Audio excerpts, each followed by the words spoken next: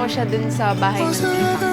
Tapos, niloko ako dun ng tita ko eh. Tapos yun, hanggang simula na dun.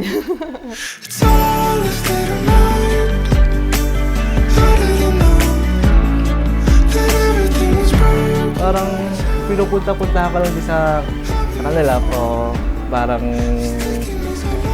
effort na rin yung yung pagpasyal-pasyal sa nila, yung ganung mga bagay lang.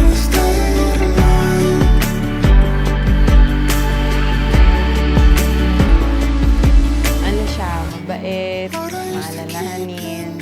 Yun yung nagustuhan ko sa kanya. Tsaka yung pagiging maka-joke. Para sa wala na kasi ako ibang parang siya yung pinag-pray ko na dumating. Yun lang. Oo. Hindi na mahabang istorya yun.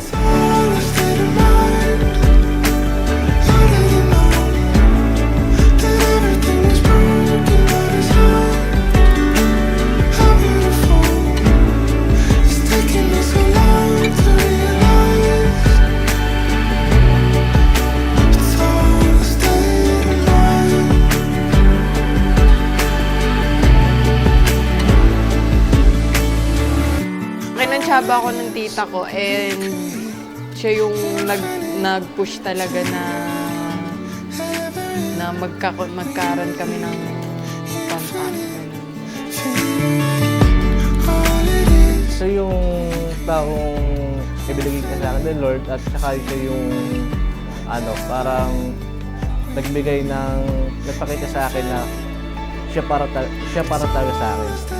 Parang meron siyang pinakita na siya yung karapat-dapat na mahalin.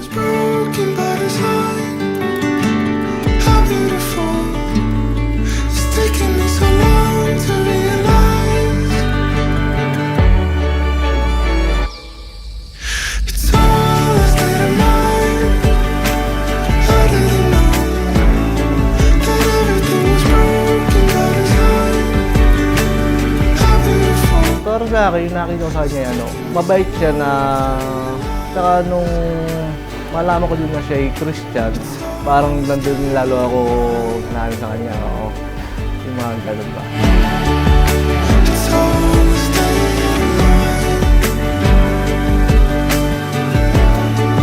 Siguro yung binago niya sa akin, yung mas manalig pa ako sa Diyos, yung talagang maging center talaga si Lord sa buhay namin. You're a sunset over velvet hills, soft as lavender and rain, golden sky dressed in daffodils, smile as sweet as sugar cane. You know I've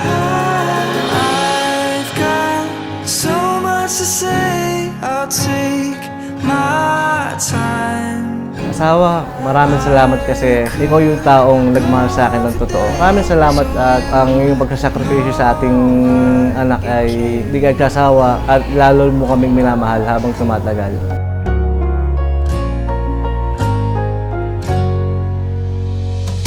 You're the ballet of a starry night, pirouetting with the wind, river winding through the countryside, a mystery around the bend. Pinapangako ko sa iyo na hanggang sa pagtanda natin, kayo ng ating anak ay mamahalin ko ng lubos at gagawin ko ng lahat hanggang sa aking makakaya. So you know I get carried away.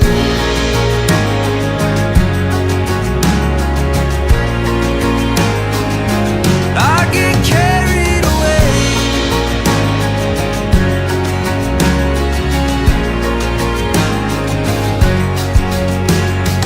I've got Paren, this is it.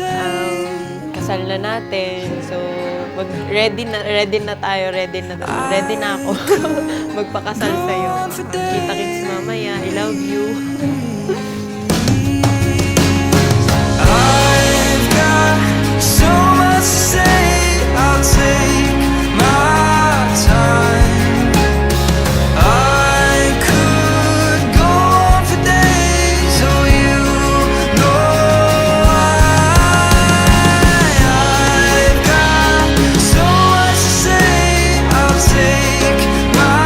salamat sa pagdating sa buhay ko. Ngayon may anak na tayo, sana hindi ka magbago, tsaka maging matatag lang tayo sa buhay kung ano mang pagdaanan natin sa hinaharap at new chapter ng buhay natin. I get carried